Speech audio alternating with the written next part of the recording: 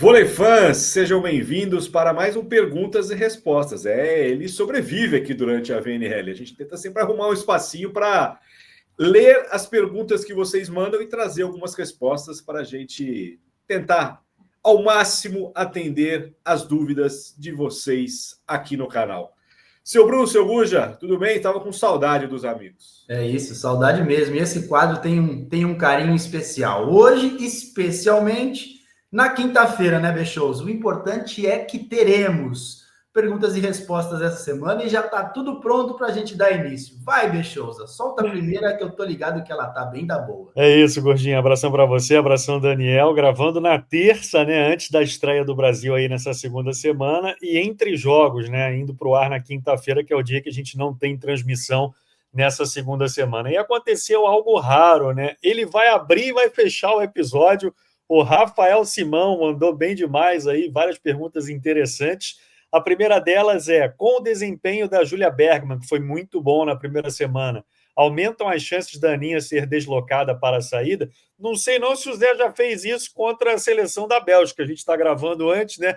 Mas assim, Rafael, acho que não, cara. Acho que ele vai manter a Aninha na ponta. O que a gente viu aí de diferente na primeira semana foi, por exemplo, as opostas entrando ali na linha de passe e escondendo uma ponteira, né? Foi o que a gente pôde observar aí, por exemplo, a Helena, né? Contra a seleção da Itália. Mas eu acho uma boa possibilidade, mas acho que o Zé não vai optar por isso, não. É mais uma alternativa dentro de um grupo repleto de possibilidades. E é por isso que ele bate há tanto tempo na tecla da multifuncionalidade, né?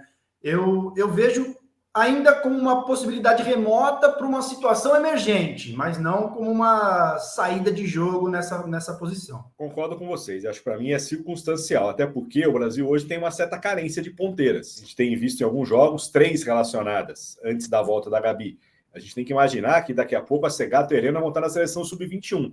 Então, se o Zé desloca uma das 3 ponteiras que restam para a saída, o cobertor fica curtíssimo. Então, eu acho que vai ser usado em situações muito pontuais, mas não vai ser uma frequente, não. Ainda sobre seleção brasileira feminina, Douglas Oliveira pergunta: o fato de não termos uma terceira levantadora pode gerar um comodismo na Macris e na Roberta? Olha, Douglas, só se for algo muito inconsciente, cara, porque acho que nenhum atleta, ainda mais com essa experiência da Macris e da Roberta, vão se acomodar defendendo seleção brasileira, né? A gente pode discutir o momento técnico das duas. Agora, eu não acredito num comodismo, não. E vocês, amigos? Eu também não. Até pelo fato de que não termos uma terceira que faça uma sombra para as duas, não é só demérito na função, é também mérito de ambas, que estão acima das demais. Então, eu acho que uma puxa a outra. Esse lance da gente não ter...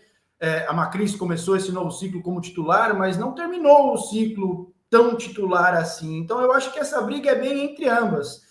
Se a gente for fazer um retrospecto, desde 2018, com a chegada da Liga das Nações, né, com essa unificação entre masculino e feminino na nomenclatura da competição, Macris e Roberta são as levantadoras do Brasil. Eu acho preocupante não ter uma terceira ali já quase pronta para uma emergência. Eu acho isso realmente preocupante, imaginando que talvez seja o último ciclo das duas levantadoras, né? Vamos dizer assim. Então, assim, já é preciso ter alguém que apareça para realmente ter algumas oportunidades. Mas acomodar eu acho que não, até porque existe essa disputa de titularidade entre as duas. Então, quem se acomodar perde espaço.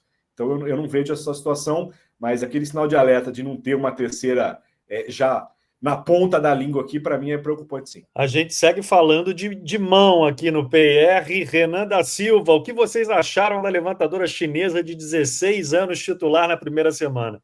Em uma palavra, Renan, impressionante, né? 16 anos e já sendo titular de uma seleção do calibre da China, né? E é aquilo que a gente fala, a gente tem muito pouca informação do que acontece lá, né? É claro que ela ainda não está pronta, mas já impressiona, né, pelo fato de, com 16 anos, já ter sido testada como titular numa VNL e, de novo, né? A gente não está falando de qualquer seleção, a gente está falando de uma seleção relevante, que é a seleção chinesa.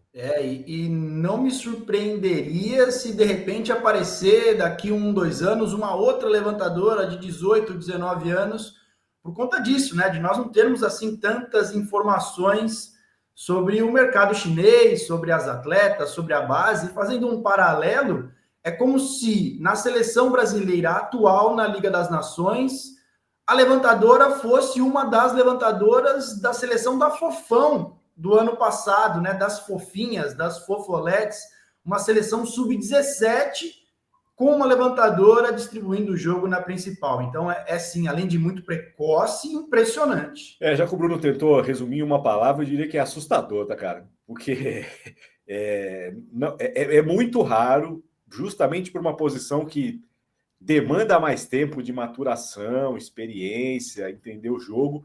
E a gente tem algo parecido no masculino, né? Com o Simeon Nikolov, da Bulgária. Então, assim, a gente vê, talvez, se será uma tendência, eu não creio, tá, senhoras e senhores, mas acho que são aqueles fenômenos raros que às vezes a gente vai se deparar e vamos entender só muito, mas muito na frente, qual é o teto de ambos, né? Porque com 16 anos você tem aí pelo menos 25 de carreira, se você quiser, no adulto. Então é muita coisa pela frente. Vamos ficar de olho nessa China aí. Não nos esquecemos da seleção masculina aqui no PR. O Silmar Júnior, ele faz mais um comentário do que uma pergunta. Alan, pouca mídia e muito voleibol?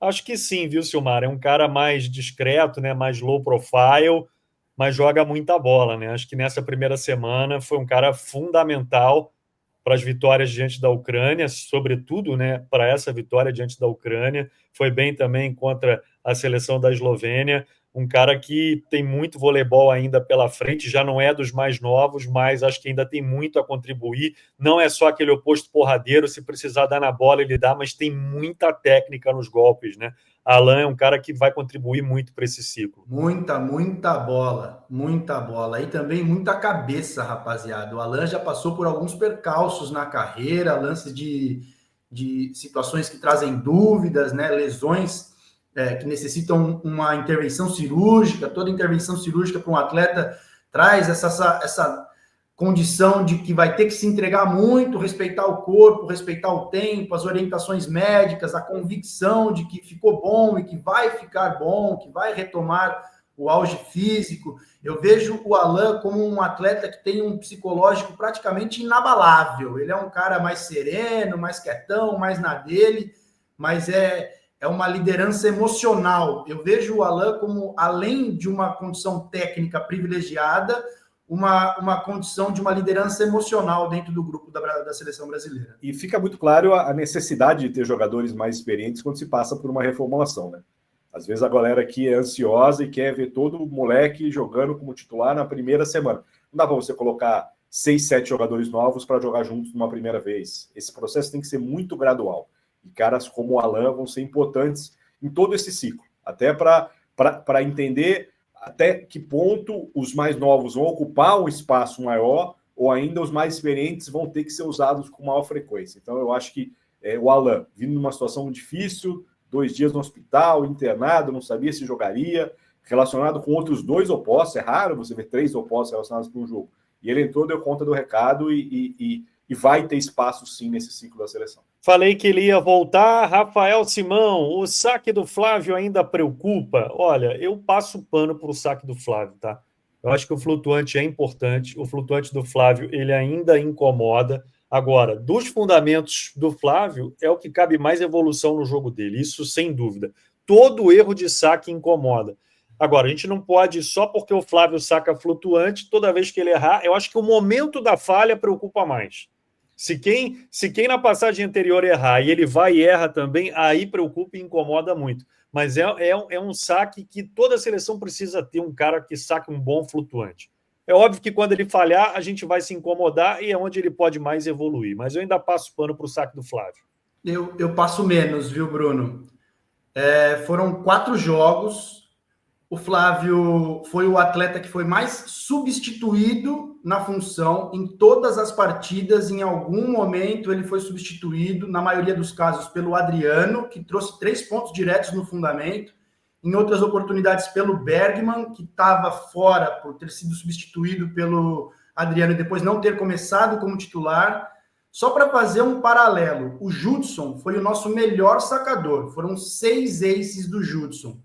com apenas 6 erros durante toda essa primeira semana da Liga das Nações. O Flávio fez 1 ponto e errou 5 vezes, e sacou muito menos do que o Judson e correu muito menos riscos do que o Judson no serviço. Então, para mim, sim, preocupa. E para o Bernardo também, senão não teria o substituído em tantas oportunidades, em momentos oportunos, para um outro sacador. E vi de perto ali algumas vezes que o Bernardo perdeu a cabeça quando o Flávio errou o saque, viu? Porque, como vocês mesmos disseram, não é o saque com maior risco, né? Então é o saque que, em tese, tem que estar na quadra, tem que incomodar o outro lado. Acho que tem um enorme espaço para evolução e admito que me espantei dele não ter sacado Viagem, que ficou marcado por essa última temporada dele na Itália. Era uma evolução do jogo dele, que a gente chegou a falar em alguns momentos aqui, de bacana ver o Flávio mudando a forma de sacar, mas acho que nesse primeiro momento tem até um pedido da comissão técnica, porque a gente já tem algumas sequências ali de 2, 3 saques Viagem, e colocar o Flávio, que já tem esse risco maior de errar, fazendo um saque forçado, eu acho que nesse primeiro momento é tentar colocar em quadra, mas ainda acho que a quantidade de erros dele está maior do que o risco que ele impõe para sacar. Então, se tem evolução, tem. Gostaria de ver de vez em quando ele variar, até para tentar surpreender o outro lado, né? Porque eles já estão esperando aquele saque do Flávio flutuante. Tenta naquele outro momento forçar, já que, em tese, se em algum momento você tem essa margem, vamos supor que os anteriores não erraram, tá? Para que ele não venha com a obrigação de colocar ali. Eu acho que ele pode tentar mudar. Eu acho que, falando em saque, o Bernardo falou que em alguns momentos gostou do saque brasileiro durante a competição. Era um temor enorme que ele tinha. Mas ainda acho que falta um pouco de variação, que serve para o Flávio, em alguns momentos serviu para o Cachopa, que tirou um pouco de força e fez ace. Então, eu acho que os jogadores, com o passar do tempo, eles vão ter um pouco mais de segurança para variar um pouco. Eu acho que esse do Flávio cabe uma variação também. Muito bem, mais um episódio completaço aqui do nosso Perguntas e Respostas, seleção feminina, seleção masculina, levantadora prodígio da seleção chinesa. Já sabe, quer ter seu nome grandão, sua pergunta respondida, deixe nos comentários desse vídeo o seu questionamento, quem sabe ele não aparece aqui no próximo programa. Não se esqueçam do like, se inscrevam no canal. Olha, acho que a gente vai chegar, amigos, aos 50 mil inscritos lá no Dia de Brasil e Turquia, hein? Então compartilha aí esse vídeo, hypa, curte, enfim, e vem curtir as emoções da VNL aqui no Web Vôlei. Abração, Gorge, abração, Daniel. Até a próxima. Valeu, Bruno, boas audiência, obrigado pelas perguntas, sempre pertinentes, interessantes, que nos forçam aqui um estudo para trazer a melhor resposta possível.